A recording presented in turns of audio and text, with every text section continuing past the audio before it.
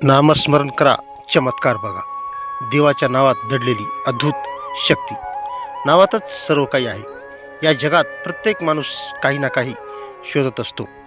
कुणी पैसा शोधतो, कुणी यश शोधतो, कुणी शांतता शोधतो. पण सत्य हे आहे की ज्याला देवाचं नाव सापडलं त्याला सर्व काही सापडलं. कारण देव दिसत नाही, पण त्याचं नाव आपल्या जवळ असतं. देवाचं नाव म्हणजे एक अदृश्य शक्ती आहे, जी तुटलेल्या मनाला जोडते, हरवलेल्या माणसाला मार्ग दाखवते आणि अशक्य वाटणाऱ्या गोष्टी शक्य करते. एक नाव म्हणजे देवाचं जिवंत रूप. देवाचं नाव हे फक्त शब्द नाहीत, ते देवाचं जिवंत रूप आहे. जेव्हा आपण मनापासून म्हणतो श्री स्वामी समर्थ राम विठ्ठल, तेव्हा तो आवाज फक्त हवेत जात नाही, तो आपल्या आत्म्यापर्यंत पोहोचतो. दृष्टांत: आई आणि बाळ. एक लहान बाळ गर्दीत हरवलं. ते रडायला लागलं, पण जसं त्याने आई असं हाक मारली तशी आई धावत आली. तसंच देव आहे. तो दूर नाही, तो फक्त आपल्या हाकेची वाट पाहतो. 2. नामस्मरण मनाला शांत करतं. आज प्रत्येक माणूस तणावात आहे. भीती, चिंता, असुरक्षितता.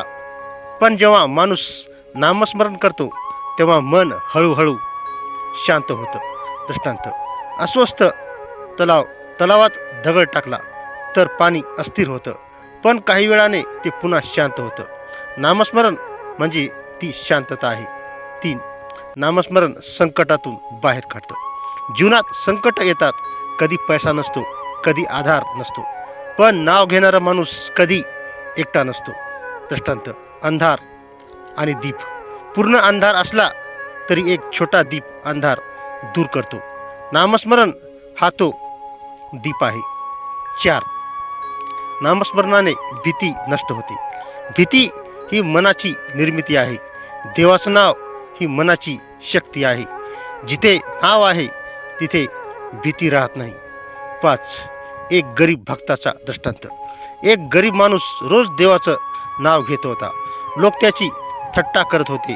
एक दिवस त्याच्यावर मोठं संकट आलं, पण त्याला योग्य वेळी मदत मिळाली. लोकांनी विचारलं, हे कसं झालं? तो म्हणाला, मी नाव घेतलं आणि देवाने मार्ग दाखवला. 6. नाव म्हणजे अदृश्य संरक्षण. आपल्याला दिसत नाही, पण नाव आपलं संरक्षण करतं. दृष्टांत: सावली. सावली नेहमी आपल्या सोबत असते. आपण तिला पाहत नाही, पण ती असते. 7. नामस्मरणाने कर्म शुद्ध होतात. मन शुद्ध झालं की जीवन बदलतं. नाव मनाला शुद्ध करतं. 8. सतत नाव घेतल्याने चमत्कार घडतात. चमत्कार म्हणजे आकाशातून काही पडणं नाही. चमत्कार म्हणजे अशक्य गोष्ट शक्य होणं. नाव माणसाचं नशीब बदलू शकतं. 9. दृष्टांत: बुडणारा माणूस. एक माणूस नदीत बुडत होता. तो मदतीसाठी ओरडला. एक नावाडी आला आणि त्याला वाचवलं. देवाचं नाव म्हणजे तो नावाडी आहे. 10. नामस्मरणाने एकटेपणा संपतो. जेव्हा कुणी नसतं तेव्हा देवाचं नाव असतं. ते आपल्याला आधार देतं. 11. नामस्मरण म्हणजे आत्म्याचं अन्न. जसं शरीराला अन्न लागतं तसंच आत्म्याला नाव लागतं. 13. नामस्मरणाने जीवनाला अर्थ मिळतो. नाव घेतल्यावर माणूस बदलतो, त्याचा दृष्टिकोन बदलतो. 13. दृष्टांत: बीज. एक बीज जमिनीत पुरलं जातं. ते अंधार सहन करतं, पण एक दिवस झाड बनतं. नाव म्हणजे ते बीज आहे. 14. नाव आणि श्रद्धा. फक्त नाव घेणं पुरेसं नाही, श्रद्धा आवश्यक आहे. 15. अंतिम सत्य. नाव घेतल्यावर परिस्थिती लगेच बदलणार नाही, पण तुम्ही बदलाल. जेव्हा तुम्ही बदलता तेव्हा जीवन बदलतं. कथेचा कानमंत्र. जेव्हा कुणी तुमच्यासोबत नसेल तेव्हा नाव घ्या. जेव्हा तुम्ही रडत असाल तेव्हा नाव घ्या. जेव्हा तुम्ही आनंदी असाल तेव्हाही नाव घ्या.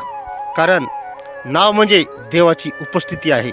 लक्षात ठेवा, समस्या कितीही मोठी असली देवाचं नाव त्याहून मोठं असतं. आणि अंतिम सत्य, जो माणूस देवाचं नाव धरतो त्याचा हात देव कधीच सोडत नाही.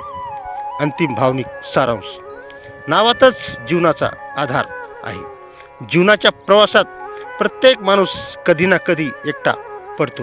ज्याच्यावर विश्वास ठेवला ते दूर जातात, ज्यावर आधार ठेवला ते तुटतं. त्या क्षणी माणूस आकाशाकडे पाहतो, डोळ्यात अश्रू असतात आणि मनात एकच प्रश्न असतो, तेव्हा तू आहेस का? आणि त्या शांत क्षणी मनातून एक हळू आवाज बाहेर पडतो, श्री स्वामी समर्थ. तो आवाज छोटा असतो, पण त्यात संपूर्ण विश्वाची शक्ती असते. कारण नामस्मरण म्हणजे देवाला शोधणं नाही, नामस्मरण म्हणजे देवाला आपल्या आत जाग करणं आहे. दृष्टांत 1, अंधारात हरवलेला प्रवासी. एक प्रवासी रात्री जंगलात हरवला. सर्वत्र अंधार, भीती, शांतता. तो घाबरला. अचानक त्याला एक छोटा दिवा दिसला. त्या दिव्याने त्याला पूर्ण जंगल दाखवलं नाही, पण पुढचं एक पाऊल दाखवलं. तो एक पाऊल चालला, पण दुसरं, आणि शेवटी तो जंगलातून बाहेर आला. नामस्मरण हा तो दिवा आहे. तो संपूर्ण भविष्य दाखवत नाही, पण पुढचा योग्य मार्ग दाखवतो. दृष्टांत 2, वादळातील पक्षी. एक छोटा पक्षी वादळात अडकला. झाड हलत होती, आकाश गडगडत होतं, पण तो पक्षी आपल्या घरट्यात शांत बसला, कारण त्याला विश्वास होता घरटं मजबूत आहे. नामस्मरण हे आत्म्याचं घरटं आहे. दृष्टांत 3, आईचा हात. एक लहान मुलगा रस्ता ओलांडत होता. गाड्या वेगाने जात होत्या.